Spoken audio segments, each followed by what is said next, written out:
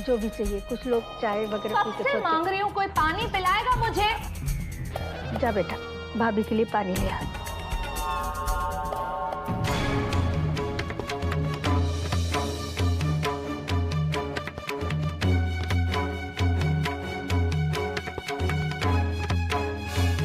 बिरजू, बिरजू। सत्यानाश!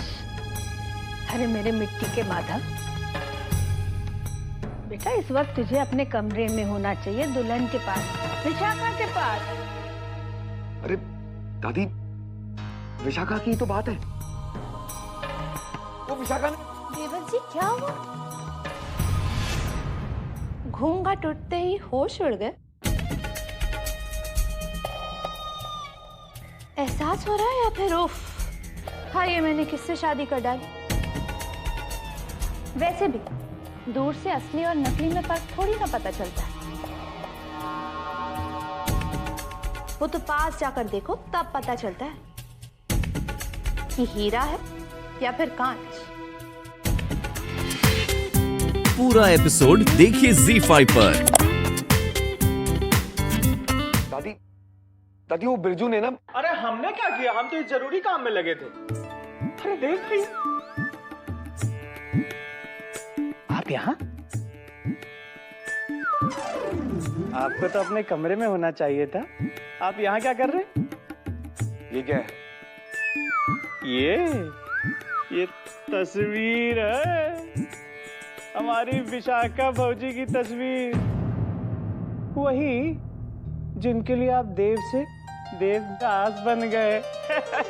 है ना दादी? हाँ, इसीलिए तो मैंने देवकी जी से पहले ही विशाखा की तस्वीर ले ली थी और उसे ही अब बड़ा बनवाया है।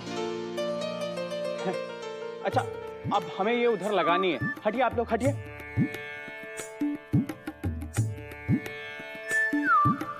माँ जी, जरा इसे देख लीजिए तो, कल की पूजा की सामग्री का लिस्ट है। जो सब कहा था पंडित जी ने वो लिख दिया ना? हाँ, ये वाला और वो नारियल वगैरह जो... बिरजू, जी देवी, विशाखा कहाँ है? रुकिए अभी दिखाते हैं हम अपनी विशाखा भौजी को। हाँ, ये रही। Ton ton.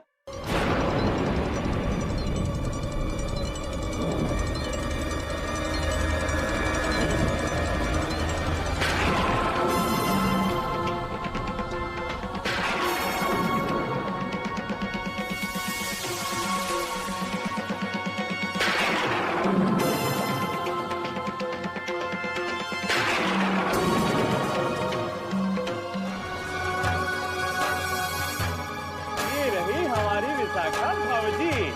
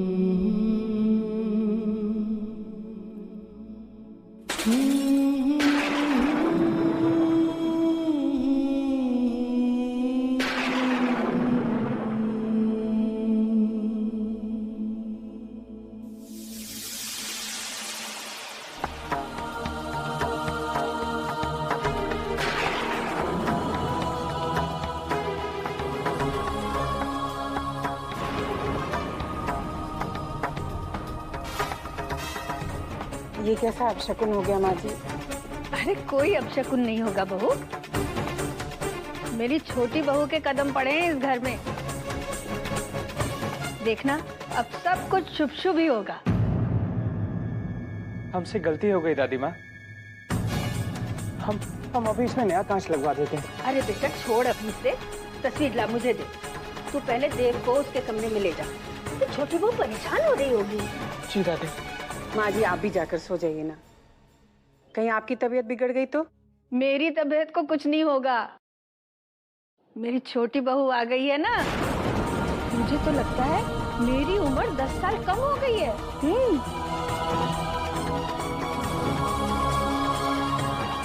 अरे देव भैया, आप यहाँ?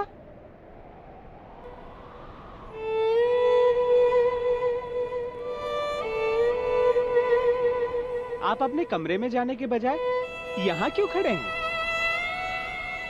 जाइए ना भैया, आपकी शादी हुई है। शादी? शादी कोई मजाक नहीं है। और जो मेरे साथ हुआ है वो हुआ है।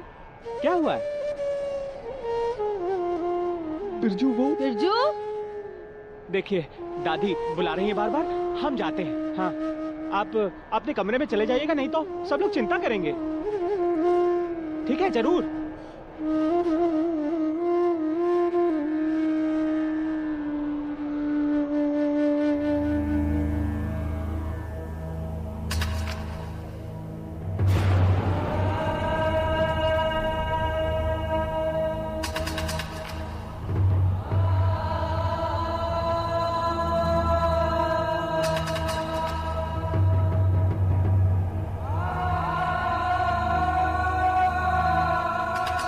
किससे कहूं मैं अपनी बात?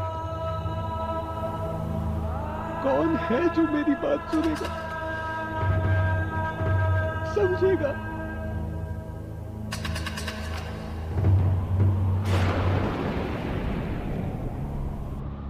कोई मेरी बात समझे या ना समझे, लेकिन तुम तो मेरे प्यार को समझते हो ना। तुम तो उस हर रात के गवाह हो जो मैंने उसकी याद में काटी है। तुम तो जानते हो ना कि मैं उसके बिना नहीं जी सकता, नहीं जी सकता। तुम्हें तो मालूम होगा ना। ला ला ला ला ला। गुड मॉर्निंग दे, तुम्हें डिस्टर्ब तो नहीं किया? और ये क्या, दरवाजा तुमने क्यों खोला?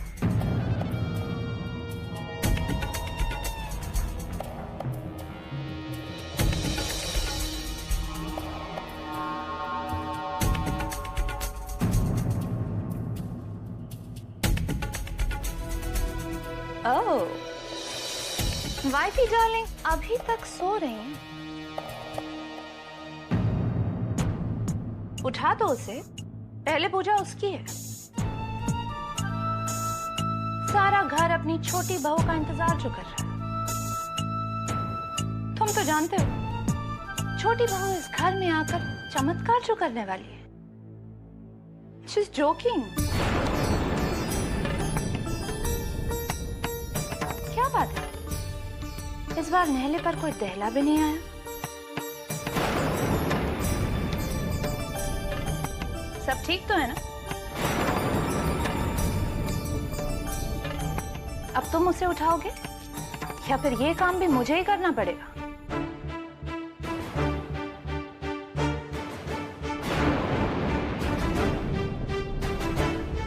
छोटी बहू जागो, जागो छोटी बहू। सोने दो ना, बड़े घरों में तो लोग देर तक सोते हैं।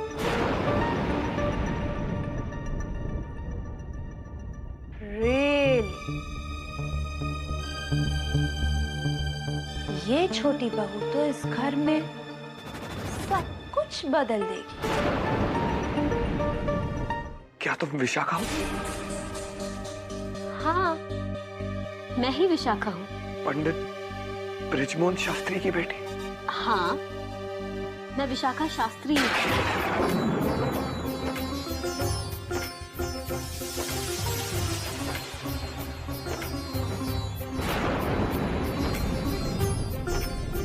क्या क्या मेरी शादी तुमसे हुई है?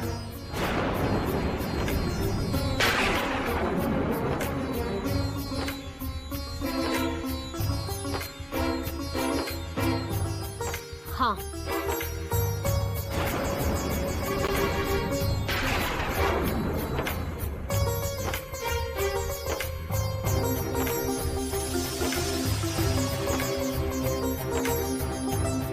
पर ये बात आप बार बार क्यों पूछ रहे हैं? क्या आपको कुछ भी याद नहीं? ये कंगन, ये मंगलसूत्र और ये सिंदूर?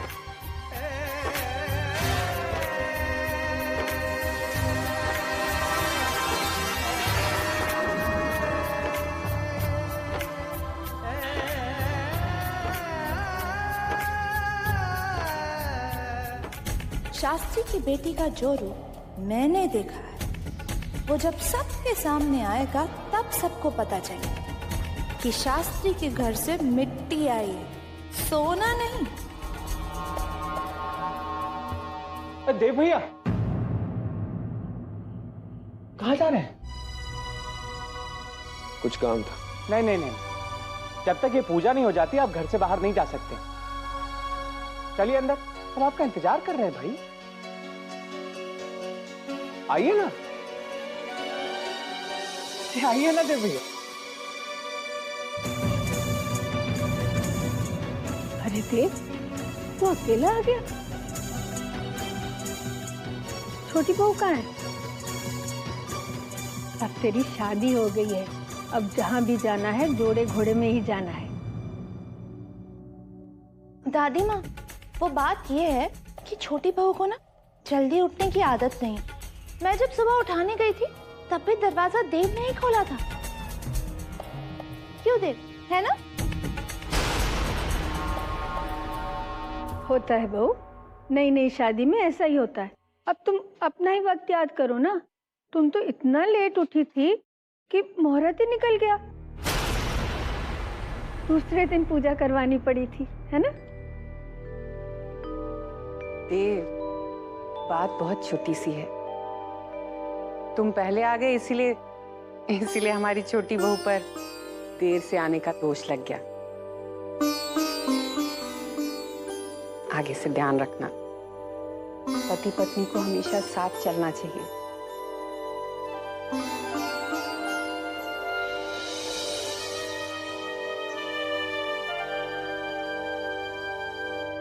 जानता है, 30 साल हो गए लेकिन आज भी बड़े गर्व से कह सकती हूँ मैं कि तेरे बाबूजी से अच्छा पति इस पूरे संसार में नहीं है।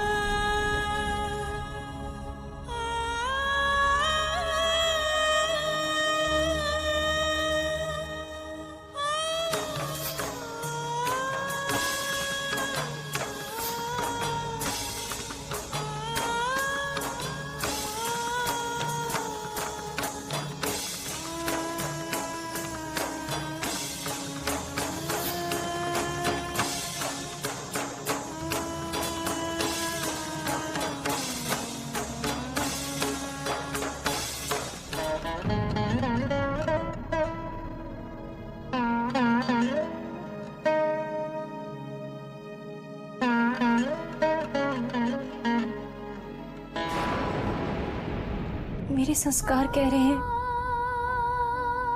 मांग का सिंदूर मिटाया नहीं जाता,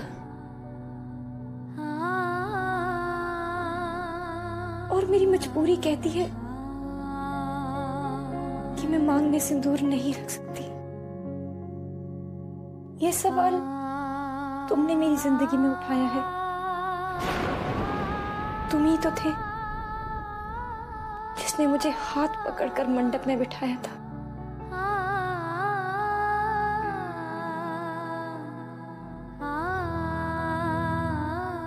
सॉरी, कोई बात नहीं। हमारी छोटी बहू को बस भूलने की बीमारी है। जल्दी उठना भूल गई, बड़ों के पैर छूना भूल गई, यहाँ तक कि मांग में सिंदूर भरना भी भूल गई। ये तो याद है ना कि तुम्हारी शादी हमारे देव से हुई है?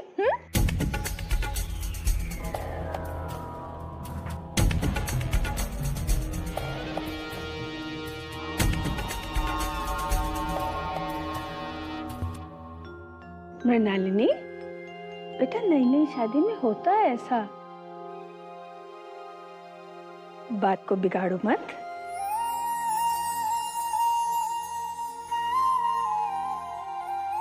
आओ विशाखा जी।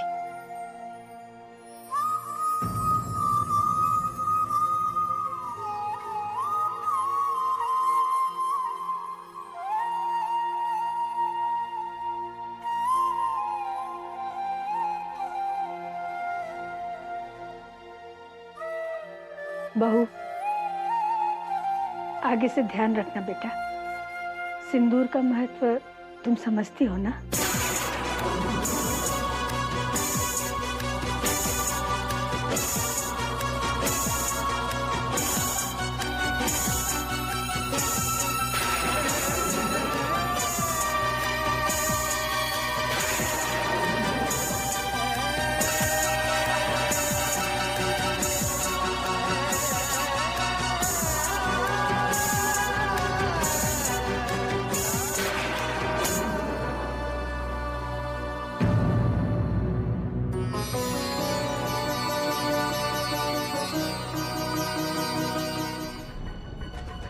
विशाखा डोली में बैठकर चली गई, बात खत्म। अब ई अपनी मांग में सिंदूर छुपाए ठाकुर जी के सामने नौटंकी मचाए।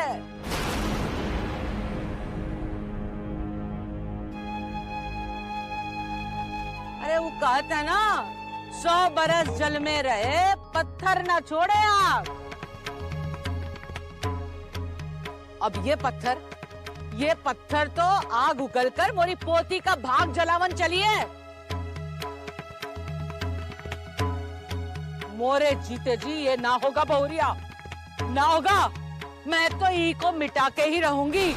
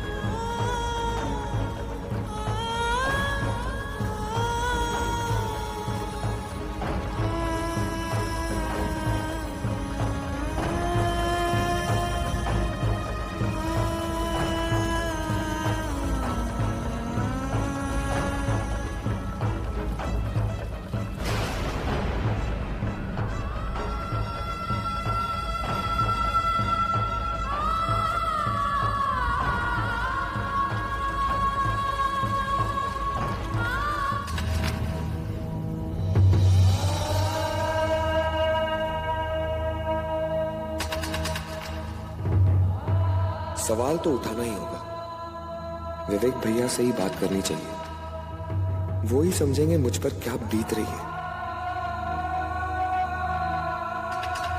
उन्हें मैं सब सच बता दूंगा कि जो लड़की इस घर की छोटी बहू बनकर आई है, ये वो है ही नहीं जिससे मैं शादी करना चाहता था।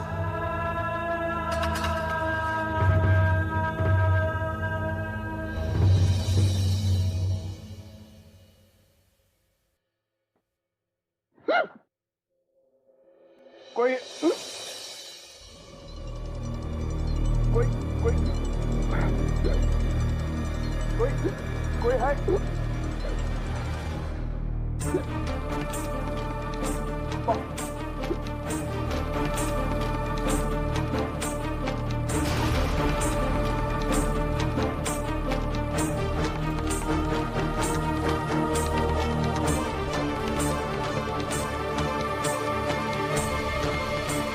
भैया,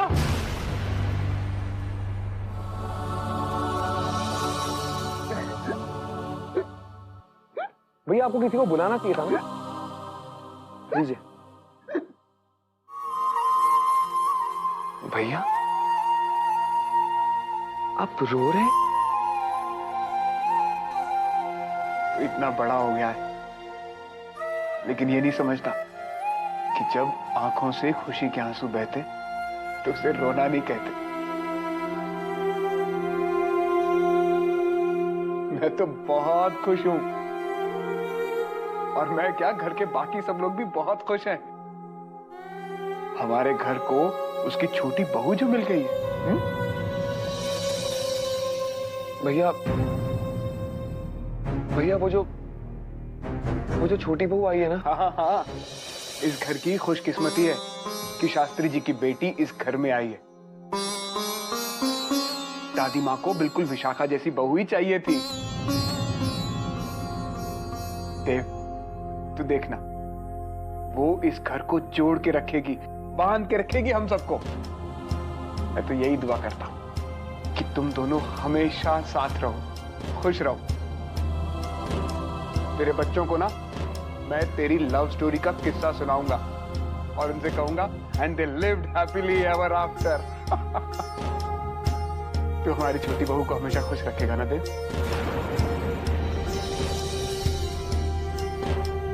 बोलना देव, तो उसके चेहरे पर कभी उदासी नहीं आने देगा ना? उसके आने से घर के सब लोगों के चेहरों पर खुशियां जो छा गई हैं। भैया वो छोटी बहू। अरे क्या बात?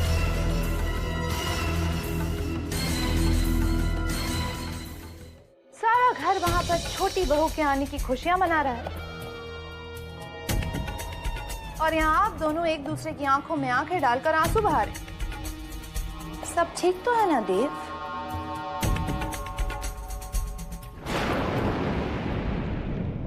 तुम तो शादी के बाद बिल्कुल ही चुप हो गए। अब तो तुम्हें छेड़ने में भी बिल्कुल मजा नहीं आता। राधिका, बैठो बैठो बैठो।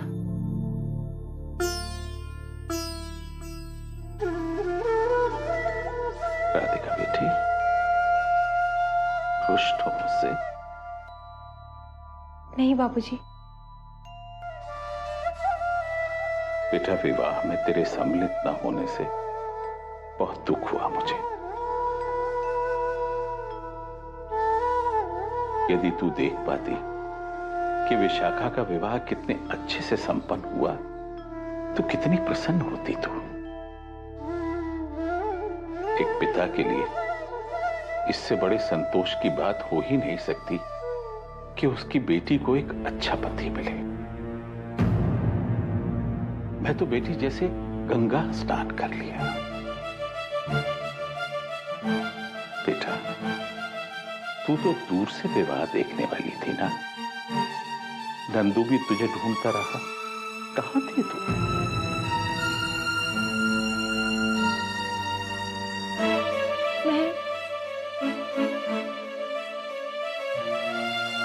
मैं छुप गई थी बाबूजी, ऐसी जगह जहां मुझे कोई ना देख सके।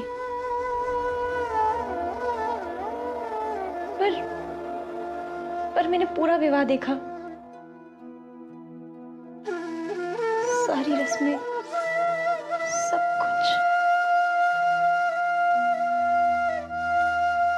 बेटा, तूने अम्मा का मान रख लिया। मैं तो ईश्वर से यही प्रार्थना करूंगा कि अब कभी तुझे सुखों से छुपना ना पड़े।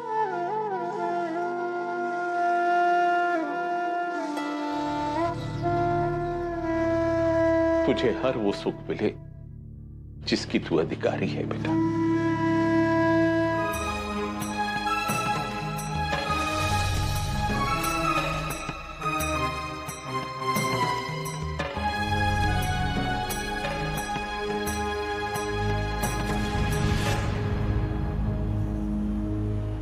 बिरजू गाड़ी रोक।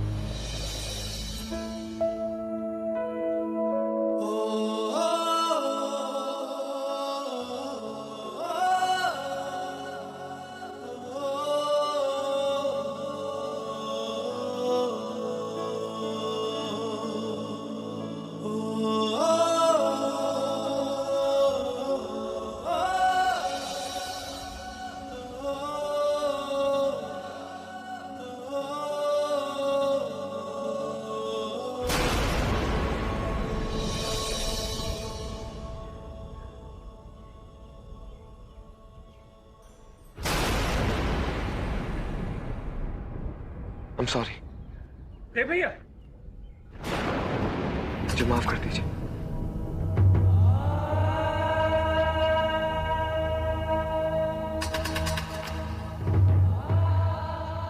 ए भैया, भैया आपको हुआ क्या है? कुछ तो बोलिए। कल रात को भी ऐसे ही परेशान घूम रहे थे।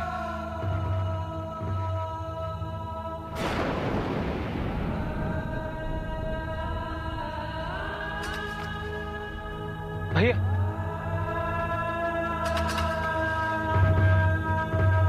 भैया को विदेश भेज के बहुत भारी गलती की है बाबूजी ने। कल शादी हुई है और आज यहाँ विरज में लड़कियों के चक्कर काट रहे हैं। दादी माँ को सब कुछ सब सच बता रहे। कैसा सच दे भैया? क्या बताएंगे? क्या विशाखा भाजी शास्त्री जी की बेटी नहीं है? पर वो पर क्या? आप शास्त्री जी की बेटी से ब्याह करना चाहते थे ना? वही तो हुआ है।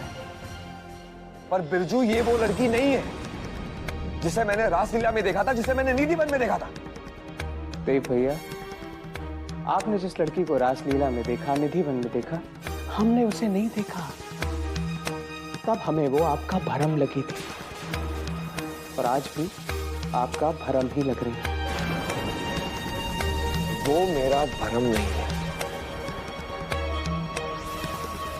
अगर वो आपका भरम नहीं है तो हमें क्यों नहीं दिखाई दे रही तेज भैया?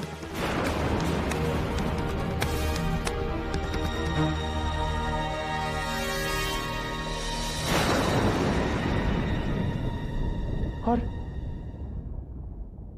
शादी के वक्त तो आप बड़े खुश थे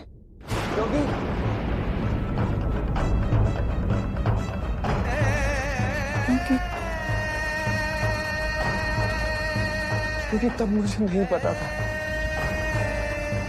कि मैं किसके साथ फेरे ले। पर क्यों? आपने तो फेरे रुकवा कर उनसे बात भी की, अपने सारे संशय दूर किए। पूरा एपिसोड देखिए ZEE5 पर।